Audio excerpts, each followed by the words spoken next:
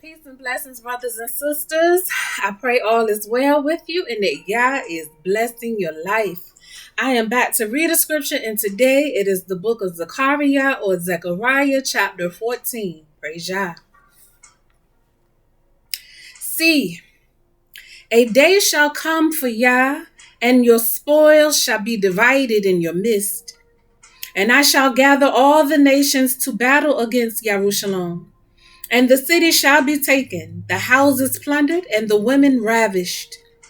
Half of the city shall go into exile, but the remnants of the people shall not be cut off from the city.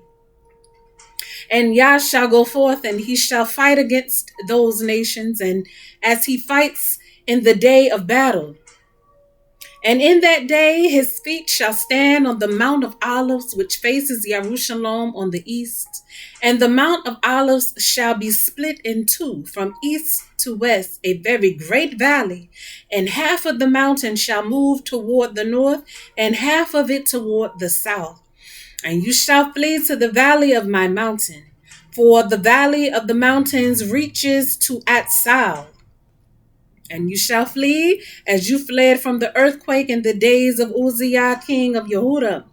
And Yah, my power, shall come, all the set apart ones with you. And in that day it shall be, there is no light, it is dark. And it shall be one day which is known to Yah, neither day nor night, but at evening time there shall be light. And in that day it shall be that living waters flow from Jerusalem, half of them toward the eastern sea and half of them toward the western sea, in summer as well as in winter. And Yah shall be king over all the earth. In that day there shall be one power, and his name one. All the land shall be changed into a desert plain from Geba to Rimmon, south of Jerusalem, and she shall be raised up and inhabited in her place from Benjamin's gate to the place of the first gates and the corner gates, and from the tower of Hananel to the winepresses of the king. And they shall dwell in her, and there shall be no more utter destruction, but Jerusalem shall be safely inhabited. And this is the plague with which Yah plagues all the people who fought against Jerusalem. Their flesh shall decay while they stand on their feet, and their eyes decay in their sockets, and their tongues decay in their mouths. And it shall be in that day that a great confusion from Yah is among them. And every one of them shall seize the hand of his neighbor, and his hand rise up against his neighbor's hand. And Yehudah shall fight at Jerusalem as well. And the wealth of all the nations round about shall be gathered together, gold and silver and garments in great quantities.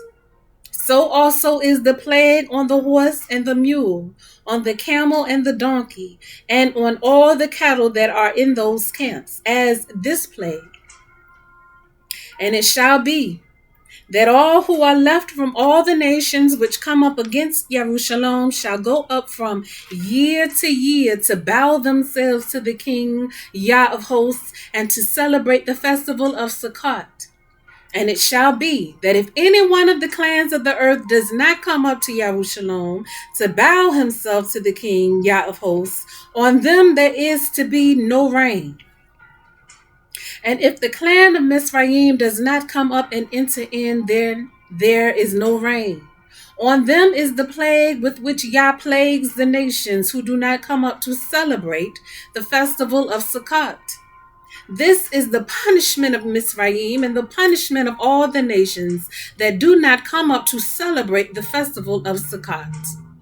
In that day, set apart to Yah shall be engraved on the bells of the horses, and the pots in the house of Yah shall be like the bowls before the slaughter place. And every pot in Jerusalem and Yehudah shall be set apart to Yah hosts. And all those who slaughter shall come and take them and cook in them, and there shall no longer be a merchant in the house of Yah of hosts in that day. Praise Yah. Shalom.